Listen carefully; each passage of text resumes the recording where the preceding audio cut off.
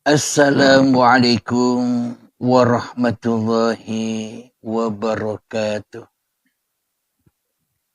Bismillahirrahmanirrahim. Ashhadu an la ilaha illallah wa ashhadu anna Muhammadar Rasulullah. Allahumma salli ala sayyidina Muhammad wa ala ali sayyidina Muhammad.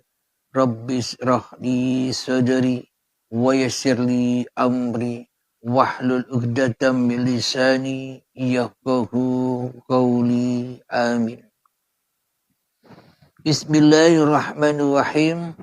Salam hormatku, salam ta'zimku selalu buat para sahabat-sahabatku tercinta, baik yang ada di dalam ataupun yang ada di luar negeri. Semoga kita semua senantiasa di dalam lindungan Allah Subhanahu wa ta'ala. Amin ya rabbal alamin. Sebelum kita mulai kajian di subuh yang indah ini, marilah kita kemahkan bersama-sama di dalam nyawa, di dalam jiwa, di dalam hati, di dalam ruh, dan di dalam kehidupan ini dengan kalimat-kalimat thayyibah. Subhanallah walhamdulillah wa la ilaha illallah wallahu akbar wa la hawla wala quwwata illa billahil aliyyil azim. Sadaqallahul azim. Dalam subuh yang indah ini ada ungkapan selamanya manusia tak akan pernah jumpa Tuhannya. Selagi manusia di dalam hatinya masih menjadi Tuhan atas masing-masing dirinya di hatinya. Selamanya manusia takkan pernah menyaksikan Tuhan. Sementara di dalam hati manusianya, ia mengadakan tandingan-tandingan saksi yang selain Allah. Selamanya manusia tak mungkin bisa menghadap Tuhannya, sementara selama ini manusia masih menghadap hawa nafsunya di hatinya. Alhamdulillahirabbil alamin. Bila manusia tak pernah bertemu Tuhannya, bila manusia tak pernah menyaksikan Tuhannya, bila manusia tak pernah menghadap Tuhannya di hatinya, maka lunturlah agama-agama yang disandangnya. Maka hancurlah agama-agama nama yang dipeluknya. Ada Islam, Nasrani, Yahudi, Majusi, Hindu, Buddha, Konghucu, dan sebagainya. Maka akan hancur, tak akan berbekas sama sekali bila manusianya masih jadi Tuhan di dalam hatinya masing-masing. Semua yang kita peluk, agama apapun yang kita sandang, bila di dalam hati kita masih kewujudan diri manusia kita, masih nampak jelas kenyataan kehidupan manusia kita daripada kehidupan Tuhan, maka batalah agama dan keyakinannya.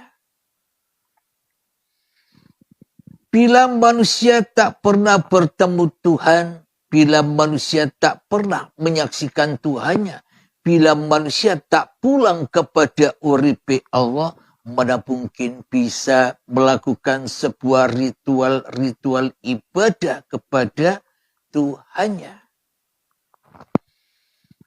Jadi diadakan ritual-ritual ibadah bagi seluruh manusia yang beragama, ritual syariat apapun. Bila di Islam ada sholat, ada zakat, ada ibadah-ibadah yang lain, haji, puasa, dan sebagainya. Di agama lain pun ada ritual-ritual syariat-syariat agamanya. Tujuan semua itu tak lain dan tak bukan supaya kita belajar kembali kepada Tuhan yang telah menciptakan kita. Apapun nama agamanya, apapun syariat-syariat yang berlaku di dalam masing-masing agama, tujuannya hanyalah supaya manusia bisa lebur. Tujuannya supaya manusia bisa lillah, kembali kepada hak milik Tuhannya. Itulah tujuan semua agama digelar di muka bumi ini, supaya manusia mau kembali kepada Sang Maha Pencipta. Namun apabila di dalam hati kita masih mengadakan tandingan demi tandingan Tuhan yang wujud di dalam hati kita, maka selamanya kita dikatakan bukan bertuhan, tapi mentuhankan dirinya sebagai Tuhan yang berkuasa atas hidup dan badannya, serta atas seluruh apapun yang disandangnya, agama-agama syariatnya, kebanggaan dan kemuliaannya, status-status dunianya, jabatannya, ilmunya, amalnya, kekayaannya, dan sebagainya hanyalah status-status yang tak akan bermanfaat sama sekali bagi diri kita tanpa Tuhan. Alhamdulillahirabbil alamin. Jadi untuk kembali kepada jalan lurusnya Tuhan, ihdinas siratal mustaqim, tunjukilah kami jalan yang lurus. Jalan yang lurus bagaimana? Siratal ladzina an'amta alaihim, yakni jalan orang-orang yang telah Engkau beri nikmat. Coba kita perhatikan, coba kita hayati, kita saksikan di dalam lubuk hati kita yang terdalam. Bila masih ada kewujudan diri manusia kita di hati kita, apakah kita bisa merasakan jalan yang lurus serta nikmat yang agung dari Sang Pencipta? Bagaimana mungkin kita bisa merasakan nikmat-nikmat Tuhannya, sementara kita masih bernikmat-nikmat dengan hawa nafsu kita sendiri? Bagaimana mungkin kita bisa merasakan nikmatnya surga, sementara di dalam hati kita masih menikmati makanan-makanan neraka yang serba dari darah dan nanah, yang serba kotor, yang serba diawali dengan adanya kewujudan makhluk kita di hati kita.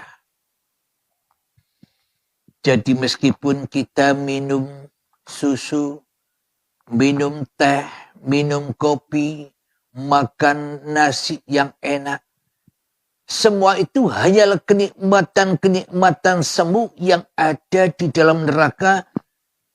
Itulah yang disebut makanan-makanan dan minuman dari darah dan nanah serba kotor. Kenapa? Karena manusianya yang mengadakan tandingan-tandingan selain Allah di dalam hatinya. Manusia bergumul dengan harta-hartanya. Itulah yang membuat panasnya hati. Manusia masih terikat dengan pangkat-pangkatnya. Itulah yang bisa memanaskan hati. Manusia berbangga-bangga dengan ilmu dan amaliyah-amaliyahnya. Dan itulah yang membuat hati semakin sombong dan sombong. Kenapa? Karena selama ini yang kita hadap bukan Tuhan, tapi yang kita hadap adalah diri kita sendiri. Maka itulah jahanamnya Allah. Kalau jahanamnya manusia, nanti katanya hanya cerita dongeng doang katanya. Akan tetapi surga dan neraka di sisi Allah itu hak adanya. Hak adanya itu kapan? Ya sekarang ini. Hak nyata adanya bila Allah nyata bagi manusianya. Namun bila Allah, Tuhan semesta alam masih gaib, masih tak wujud, masih tak ada bagi manusianya, bagaimana mungkin manusia bisa menemukan al-haq yang nyata ini? Alhamdulillahirrabbilalamin. Jadi sampai kapanpun manusia takkan pernah bisa berjumpa menemui Tuhannya bila manusianya masih menjadi raja bagi dirinya di hatinya. Bila manusianya menjadi raja bagi dirinya di hatinya, bagaimana mungkin semua amalnya bisa sampai lurus kepada kehadiran Tuhan yang telah menciptakannya. Sementara manusia di dalam hatinya merasa dirinya lah yang menciptakan ibadah-ibadah itu. Sementara manusia di dalam hatinya dirinya lah yang merasa menciptakan solat-solatnya. Sementara manusia di dalam hatinya merasa dirinya lah yang menciptakan seluruh kebaikan-kebaikannya, kekayaannya, ilmunya, amaliyahnya di dalam hatinya. Bagaimana mungkin diterima oleh Sang Maha Pencipta, sementara manusia merasa sebagai Sang Maha Pencipta di hatinya. Ini kan tidak sinkron. Jadi selama ini kita bertuhan dan beragama apapun hanyalah bayang-bayang semu saja. Karena kita memang selama ini telah disesat-sesatkan oleh iblis dan setan supaya kita pun ikut watak-watak iblis dan setan. Jadi sombong, angkuh kepada Tuhan, kepada perintah Tuhan yang telah menciptakan kita. Bagaimana mungkin kita bisa mengikuti perintah-perintah Tuhan sementara kita yang selama ini angkuh terhadap Tuhan? Bagaimana mungkin kita mengikuti jalan Tuhan sementara kita selama ini mengikuti jalannya iblis dan setan di dalam hati kita? Jadi bagaimanakah cara menemui Tuhan? Bagaimanakah cara untuk menyaksikan Tuhan? Bagaimanakah cara untuk menghadap Tuhan? Ya lewat pintu baiat. Yakni jangan jadi Tuhan lagi di dalam hati kita. Itulah jalan satu-satunya untuk bertemu Tuhan, apapun agamanya, siapapun orangnya. Itu semua jalan seluruh manusia. Asal seluruh manusianya tak ada kembali tak ada. Asal seluruh manusia goib, kembali goib. Bila di dalam hati manusianya, diri manusianya sudah tak ada lagi, yang ada hanyalah Sang Pencipta. Itulah yang dimaksud bertemu. Itulah yang dimaksud menghadap. Itulah yang dimaksud mengabdi. Itulah yang dimaksud menyembah. Jadi tak ada pengabdian, tak ada persembahan yang sebenar-benarnya kecuali mati diri manusianya di hatinya, yakni tidak jadi Tuhan lagi, yakni tidak menjaga-jaga Tuhan lagi dengan amal-amalnya, akan tetapi manusianya lah yang dijaga Tuhan, manusianya lah yang dipelihara Tuhan, manusianya lah yang dijaga, dilindungi, dicukupi, dan dikasih sayangi oleh Tuhannya. Karena manusianya sudah tunduk patuh kepada apa yang diagendakan untuk dirinya di hatinya dari Tuhannya. Jadi makna baiat itu sama halnya dengan makna kiamat. Hari kiamat, hari kematian, kiamat yang wajib ditemui, kiamat yang wajib diimani, kiamat yang wajib disaksikan. Bukan iman kepada kiamat-kiamat yang belum datang itu. Bila kata-kata kiamat itu kepada iman kepada hari kiamat itu kepada kiamat-kiamat yang belum datang, maka takkan pernah ada para nabi dan rasul. Takkan pernah ada aulia Allah. Kenapa? Karena belum ketemu dengan kiamatnya. Belum beriman dengan kiamatnya. Maknanya belum beriman bahwa dirinya itu gaib. Belum beriman bahwa dirinya itu mati. Belum beriman bahwa dirinya itu Adam. Belum beriman bahwa dirinya itu tak bisa apa-apa. Bagaimana mungkin ada nabi dan rasul bila manusianya masih jadi Tuhan di dalam masing-masing hatinya. Alhamdulillahirabbil alamin.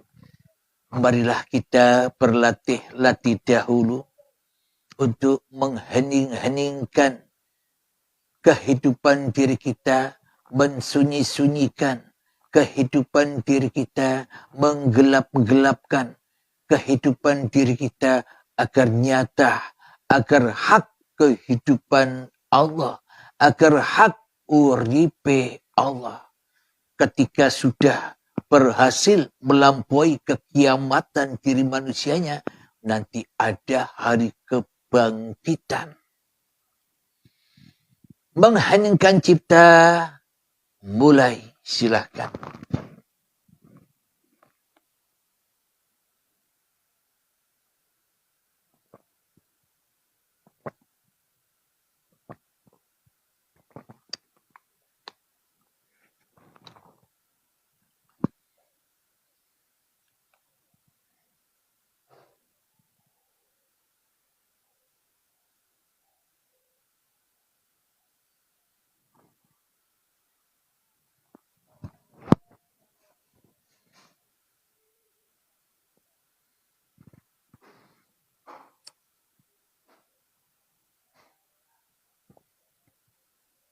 Alhamdulillahirabbil alamin. Mengheningkan cipta selesai. Bagaimanakah untuk menempuh jalan-jalan menghadap kepada Allah? Bagaimanakah caranya untuk menempuh jalan yang lurus menyaksikan Allah?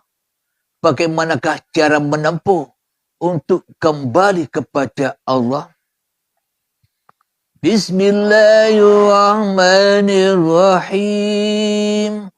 Ya ayyatuhan nafsul mutmainnah. Wahai jiwa-jiwa yang tenang. Apakah manusia punya jiwa? Bila manusia sudah kembali kepada Tuhannya, maka manusia sudah tak punya jiwa lagi, tak punya hidup lagi, tak punya kekuasaan lagi, maka tenanglah dirinya. Karena ketenangan itu ketika tiadanya dirinya di hatinya. Bagaimanakah untuk mengaplikasikan ketenangan-ketenangan hati, ketenangan-ketenangan jiwa? Irji'i ila rabbiki radiyatan mardiyah. Pulangkanlah, kembalikanlah hak-hak Tuhanmu yang selama ini kau ambil sebagai hak dirimu, yakni hidup dan badan, serta apapun yang ada di antaranya, kebanggaan, kekayaan, kemuliaan, ilmu, amal, dan kedudukan, serta sebagainya, kembalikan dengan rela dan ridho bahwa semua itu bukan milik kita. Disitulah tempat kedamaian. Disitulah tempat keindahan. Dan disitulah tempat kenikmatan di sisi Allah. Karena sudah kembali kepada Allah. Karena sudah menyaksikan Tuhannya sebagai Tuhan atas dirinya di hatinya. Itulah agar mudah hati kita bisa tenang. Caranya ya harus lepaskanlah ego manusiamu. Gembalakan dengan tongkat-tongkat kenabian. Bagi yang sudah baiat, sudah memegang tongkatnya, pegang erat tongkat itu terus. Fadkhuli fi ibadi. Masuklah ke dalam golongan hamba-hambaku yang mengabdi. Jadi agama apapun, jadi golongan apapun, bila sudah pulang kepada ketiadaan dirinya di hatinya, bila pulang kepada kegoiban dirinya di hatinya, bila sudah tenang dirinya kembali di sisi Tuhannya, itulah yang dimaksud pengabdian. Itulah yang dimaksud persembahan. Itulah yang dimaksud kembali kepada yang menciptakan, yakni agama Tuhan. Inna lillahi wa inna ilaihi roji'un. Kemudian setelah hamba-hamba itu mengabdi kepada Tuhannya, apapun agamanya, apapun golongannya, tak peduli. Bila manusia sudah lepas dari golongan agama-agama yang membelenggu dirinya, yakni agama-agama syariat, agama-agama hawa nafsu, agama-agama iblis yang selalu tidak sinkron antar satu dengan yang lainnya, yang tidak ahad, yang selalu berpecah belah, yang selalu pertumpahan darah, maka selamanya manusia tak akan bisa selamat kembali kepada agama yang ahad, agama asal usulnya, agama nenek moyangnya, yakni Bani Adam. Nenek moyangnya yakni anak cucu Adam. Berarti kita semua anak cucunya yang tak ada. Yang tak pernah ada. Bani tidak ada. Bila masih merasa bani yang ada, ya tenggelamlah manusia di dalam fahsya wal munkar. Wadkhuli jannati. Bila kita sudah kembali ke agama nenek moyang kita, yakni Bani Adam, anak cucu Adam, kembali kepada kegoiban, ketiadaan, maka itulah kenikmatan surga. kenikmatan jannah. Apa buktinya? Apa logikanya? Surga itu. Selama ini kan kita tinggal di dalam neraka. Buktinya kita kepingin makan, ya harus bersusah payah dulu. Cari uang, usahakan sana kemari, berpayah-payahan, bercapek-capekan demi untuk supaya makanan dan minuman itu bisa kita nikmati dengan daya upayanya manusia. Itulah ahli neraka, ahli yang mengadakan sekutu-sekutu selain Allah. Apa surga itu? Ketika manusianya seperti bayi, maknanya hatinya selalu diam. Meskipun ia kelihatan bersyariat, meskipun ia kelihatannya cari uang, meskipun kelihatannya ia bekerja, meskipun kelihatannya ia berdaya upaya, tapi di dalam hatinya la haula wala quwata illa billah. Semua ini hanyalah peran uripe Allah. Semua ini hanyalah peran sang pencipta dan sang penggelar serta peran sang pemelihara manusia yang selalu mencukupi kebutuhan-kebutuhan makhluk yang diciptakannya. Bila hati sudah lillah, bagaimana mungkin hati berpayah-payahan? Bila hati sudah lillah, bagaimana mungkin hati bersombong-sombongan? Bila hati sudah lillah, bagaimana hati bisa merasa mulia atas semua apa yang bukan dilakukannya?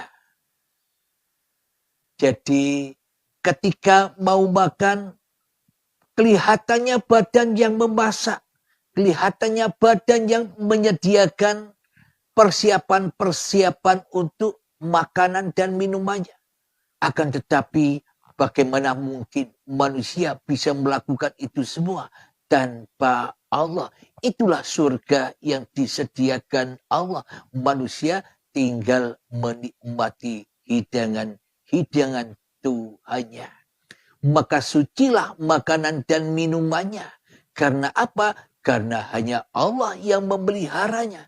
Maka najislah makanan dan minumannya bila manusianya yang masih mengadakan permusuhan kepada Tuhannya. Bila manusianya masih ingkar, masih sombong di dalam hatinya, manusianya akan terus dan terus dibakar oleh Tuhannya.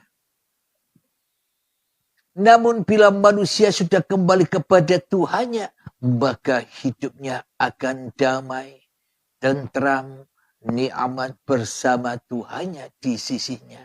Berarti neraka dan surga itu adanya besok apa sekarang. Tinggal bagaimana Anda meyakini Tuhan Anda. Ataukah Anda meyakini iblis yang selama ini Anda pertuhankan? Semua tergantung diri masing-masing. Inilah agama yang benar. Inilah jalan lurus kepada Sang Maha Pencipta. Lewat apapun nama-nama agama Anda. Baik lewat Islam, baik lewat Nasrani, baik lewat Yahudi, Majusi, lewat Buddha, Hindu, Konghucu dan sebagainya. Yang terpenting selamatkanlah masing-masing hatimu kembali kepada Tuhanmu dan lepaskanlah belenggu-belenggu agama-agama yang selama ini membelenggu hati kita yang merasa benar atas seluruh apa yang kita peluk selama ini. Alhamdulillahirabbil alamin. Semoga saya khususnya dan semoga kita semua senantiasa dibimbing oleh Sang Pencipta. Selalu ridho, rela kembali kepadanya apapun keadaannya. La haula wala quwata illa billah. Aplikasikan dengan yang sebenar-benarnya. Dengan ketiadaan dirimu di hatimu. Sebelum kita akhiri kajian di pagi yang indah ini, marilah kita kembangkan salawat talimin daf'ul bala. Allahumma salli ala sayyidina Muhammad wa asghili zalimin bizalimin. Allahumma salli ala sayyidina Muhammad wa asghili zalimin bizalimin.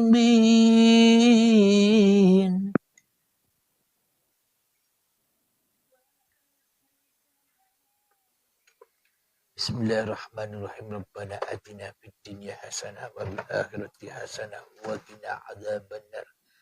Alhamdulillahirabbil alamin. Akhirul kalam. Assalamualaikum warahmatullahi wabarakatuh.